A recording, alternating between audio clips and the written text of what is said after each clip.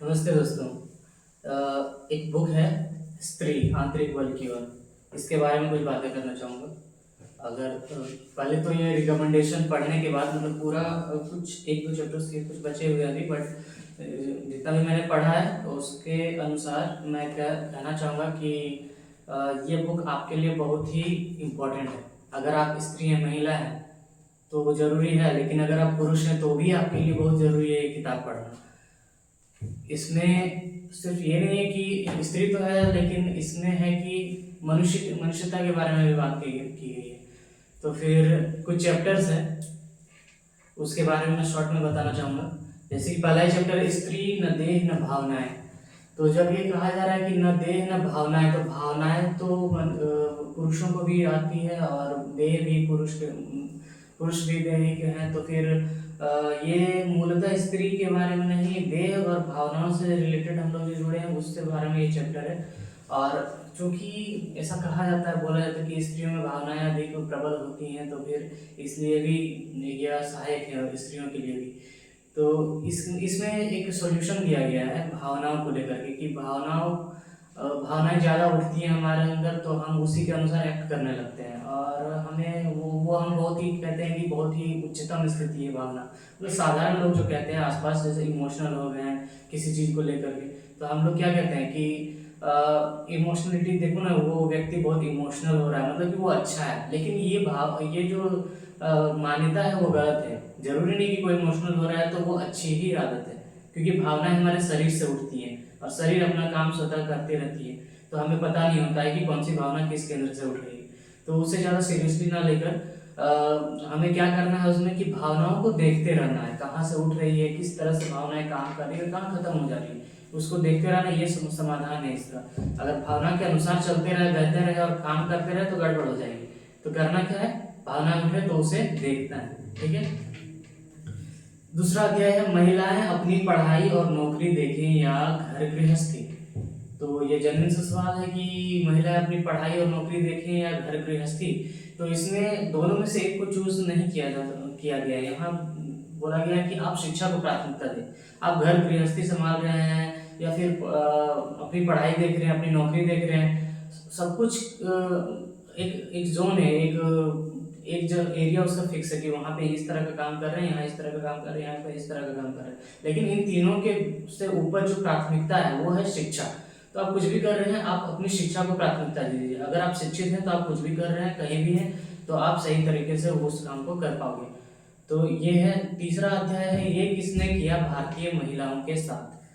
तो जो संस्कृति के नाम पर भारतीय महिलाओं के साथ किया गया है, इसके बारे में बात की गई है। इसमें न पुरुष के बारे में, तो संस्कृति तो हर किसी को अफेक्ट करती है, लेकिन महिलाओं के ऊपर खास तौर पर हमारे यहाँ पे इस संस्कृति ने बहुत बोझ डाला हुआ है। मान्यताएं, धारणाएं, रोका टोकी, ये वो बहुत कुछ। तो फिर उसमें है कि संस्कृति को बोला गया है कि आप संस्कार, जिसे हम कहते हैं कि संस्कारी बनो, है ना। और उसके नाम पे बहुत तरह के बाहरी नियम बना दिए गए हैं, जैसे कि ऐसे ऐसे कपड़े पहनो, ये पल्लू डालो, ये दिखना चाहिए, वो नहीं दिखना चाहिए, फिर इस तरह से शालीनता से पेश आओ, सीधा खड़ा रहो, माथा झुका के खड़ा रहो, इस तरह करके बहुत कुछ बोला जाता है महिलाओं को। तो और इसको बोला जाता है कि ये संस्कार है, भारतीय संस्कृति है। ये संस्कृति नहीं है। संस्कृति के बारे में बताया गया कि संस्कृति का केंद्र धर्म होना चाहिए, और अगर धर्म केंद्र में नहीं है तो वो संस्कृति विकृत ही हो जाएगी। तो फिर और वो धर्म माने यहाँ वेदांत, सीधे सीधे अर्थ है वेदांत। तो अगर संस्कृति अगर वेदांत से उठकर आ रही है तो फिर वो बढ़िया है, और अगर वेदांत से उठकर वो संस्कृति नहीं आ रही है तो फिर वो आपके माहौल की कंडीशनिंग है और उस पर ध्यान नहीं देना है। अगर महिलाओं के साथ ये सब हुआ है तो उसका एक कारण ये भी है कि हमारे केंद्र में वेदांत नहीं था। अभी हमें ये करना है कि वेदांत को केंद्र में लाना है।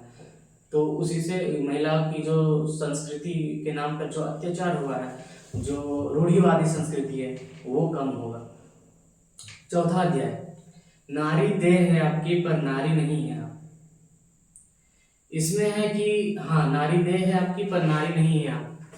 दैहिक रूप से तो देखिए पुरुष और महिला में कुछ अंतर होता है, परंतु कहा जा रहा है कि आप दैहिक रूप से अंतर है पर आप देह है नहीं, आप हैं चेतना। ये चीज, इस पर ज्यादा बताया गया है कि आप नारी नहीं है, नारी आपके ऊपर थोपा गया है, एक एक सोसाइटल कॉन्सेप्ट है, ठीक है। एक होता है कि सेक्स और एक होता है जेंडर, तो दोनों अलग चीजें हैं, उसको हम साथ में ले लेते हैं।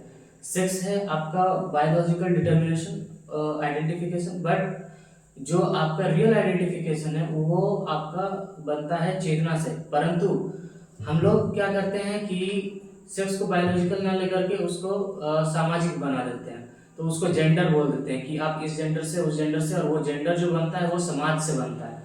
समाज उसको बनाता है अपने नियमों के द्वारा, अपनी मान्यताओं के द्वारा, धारणाओं के द्वारा, ठीक है। तो फिर यहाँ है कि आपको फिर समझना, खुद को देह नहीं समझना है, आपको जेंडर स्पेसिफिक से हटना है, तो आपको देह नहीं समझना, आपको खुद को चेतना समझना है। और ये कोई ऐसा रूल नहीं है कि किसी ने बोल दिया कि देह समझो तो देह समझने लगे, किसी ने बोला चेतना समझो तो समझने लगे चेतना।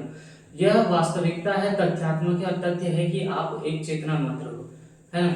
अगर आप उसको गहराई से पढ़ोगे इस चैप्टर को, तो आपको समझ में आएगा कि आप चेतना कैसे हो और देह कैसे नहीं हो। तो ये चैप्टर आपके लिए बहुत ही लाभकारी, इसको मतलब आपकी जानकारी को बढ़ाएगा, आपको तथ्य से जोड़ेगा, आपकी वास्तविकता बताएगी। 5वां अध्याय है महिला घर बैठी रहे तो बुरा क्या। अब कहा जा रहा है कि महिला घर बैठी रहे तो बुरा क्या, बाहर निकलो काम करो, लेकिन ये भी एक चीज है कि अगर घर में नहीं रहे, अगर घर में भी बहुत सारे काम होते हैं ना, तो घर में महिला ना रहे तो वो काम कैसे हो। अब पुरुष रहे तो पुरुष काम करे, घर में महिला रहे तो महिला करे घर में काम, लेकिन घर में तो रहना होगा ना। ऐसा तो नहीं कि हर कोई बाहर ही जा रहा है तो घर में फिर कुछ तो होगा नहीं, अगर वापस आ रहे खाना पीना खाना ये सब कुछ भी। तो फिर मेन फोकस ये नहीं कि महिला घर में है या बाहर में है, मेन बात ये है कि आपका विकास हो रहा है या नहीं हो रहा है। अब घर में भी है तो आपका आंतरिक विकास, और वहां पे भी जिस तरह के काम आप करते हैं उसमें विकास हो रहा है या नहीं, या उसी में फंसे पड़े, एक ही काम रोज रोज सालों से किए जा रहे हैं और कुछ उसमें आपको उन्नति नहीं हो रही है। तो मुख्य मुद्दा ये है कि घर में रहो आप या बाहर में रहो, आपको देखना आपका विकास हो रहा है या नहीं, ठीक है। इस पर बताया गया और डिटेल्स में बताया गया, आप पढ़िएगा। 6वां अध्याय है गृहिणी होना बेहतर है या कामकाजी महिला। गृहिणी मतलब जो घर में कामकाजी महिला मतलब जो बाहर में काम कर रही है। लेकिन ये है कि बाहर निकलोगे तो उसमें संघर्ष आएगा, और संघर्ष होता है बाहर में आप संघर्ष करोगे, और लेकिन बाहर में भी आप सही तरह से संघर्ष कर सको उसके लिए आपको पहले आंतरिक रूप से स्वतंत्र होना पड़ेगा।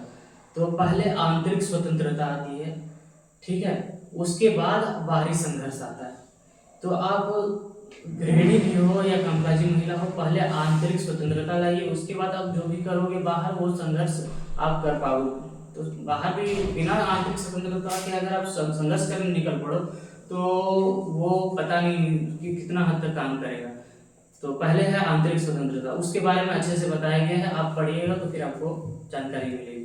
7वां अध्याय बेचारी महिलाओं की क्या गलती है। तो इसमें देह के नाम पर जो कठपुतली बना दिया गया है महिलाओं को, उसको उस पर आधारित है, ठीक है।